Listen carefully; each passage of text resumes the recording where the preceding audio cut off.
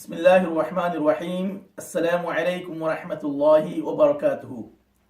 Today I want to talk about Muslim lifestyle, a very important topic because your end result in this world and in the hereafter will depend on your lifestyle. Your lifestyle is a choice that you make. What you eat, what you earn, what you spend your money on, and how do you spend your time. And how do you prioritize your activities? So therefore the question is your lifestyle Barakah compliant? Is your lifestyle Sharia compliant? Is your lifestyle Maqasid compliant? In other words, is it in line with your higher objectives of life, with your higher goals in life, with your higher values and ethics in life? Is it in line with the ahkam of Allah subhanahu wa ta'ala and the blessings of Allah subhanahu wa ta'ala? Is it in line with the Sharia? Or is it in line with your own hawa, your whims, your desires? Because Allah subhanahu wa ta'ala says, ثُمَّ جَعَلْنَاكَ عَلَى شَرِيعَةٍ مِّنَ الْأَمْرِ فَاتَّبِعْهَا وَلَا تَتَّبِعْ أَهْوَاءَ الَّذِينَ لَا يَعْلَمُونَ. So Allah subhanahu wa ta'ala is saying that we have put you on the right path, the right religion, and therefore فَاتَّبِعْهَا, follow that. وَلَا تَتَّبِعْ أَهْوَاءَ الَّذِينَ لَا يَعْلَمُونَ, and do not follow the whims and desires of the people who do not know. So your life is on a path, and as you walk through this path, you make choices about your education, about your work, about your family life, about your social life, about your political life. So the choices that you make, is it serving the purpose? And is it serving your interest? Which is the maqasid of Sharia, the higher objective of Sharia, is about serving the real interest of people, which is known as Jalbul Masalih wa Dar'ul Mafasid, is to draw closer to you all the good things that you have in life, wa Dar'ul Mafasid, and to push away all the evil things in life. Or simply we could say promoting public interest and preventing corruption. So the maqasid of Sharia outlines various levels of interest. So some of which are part of daruriyat, part of necessities, that some of which will serve our interest in life, which is part of our necessities.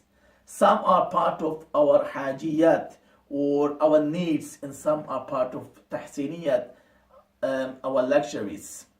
So therefore it is about looking at the things which will serve our interest in both worlds. Things like the protection of our deen. If our deen is preserved, then we can follow our deen. If our life is preserved, if our aql, intellect, is preserved and protected, if our progeny is preserved and protected, and if our mal is preserved and protected, then that will serve our real interest, because deen will guide us to the both worlds.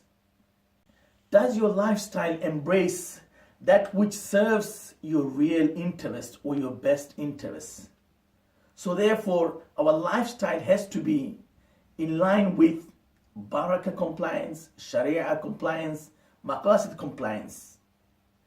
And if we look at the concept of Barakah, now Barakah is something which increases your output.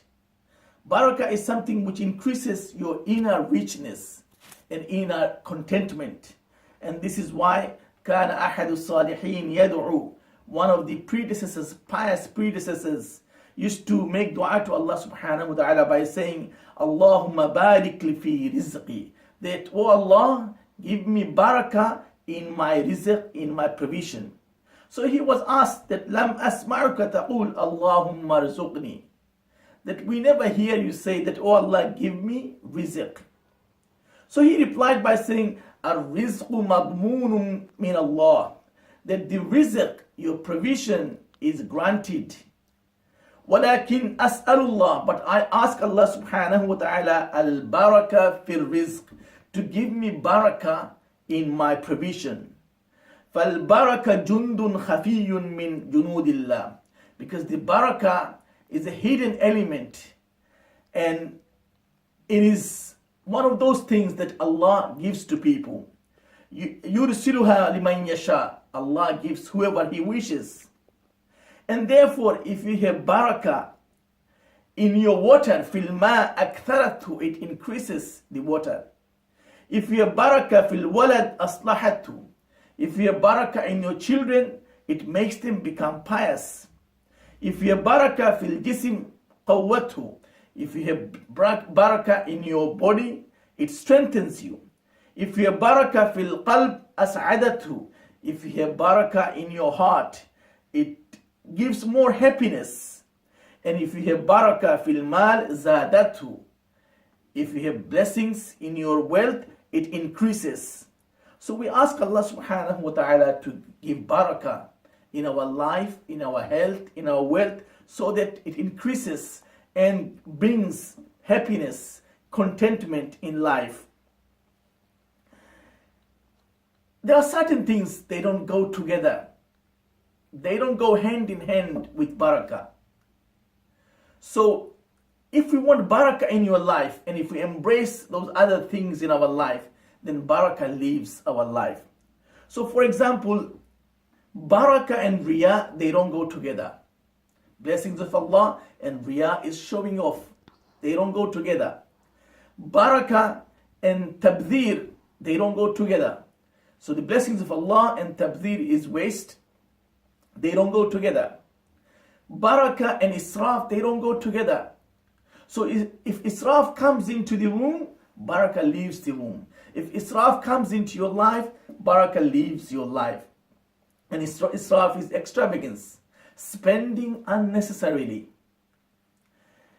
Now, these aspects in life, if we embrace riyah, showing off, if we embrace tabdhir, wasting, if we embrace israf, extravagance in life, then barakah leaves our life. And therefore, riyah is something not encouraged. Tabdhir, israf is not encouraged. So riyah is showing off. In fact, we are encouraged to conceal our blessings. We are not meant to display unnecessarily our blessings. And this is why things like selfies can bring harm in our life. Because not only we are discouraged against riyah, showing off, but we are also encouraged to conceal our blessings. We are not meant to display our blessings unnecessarily. And that is because if you display your blessings unnecessarily, it attracts nazar and it attracts hasad. It attracts jealousy, envy, and it attracts evil eye.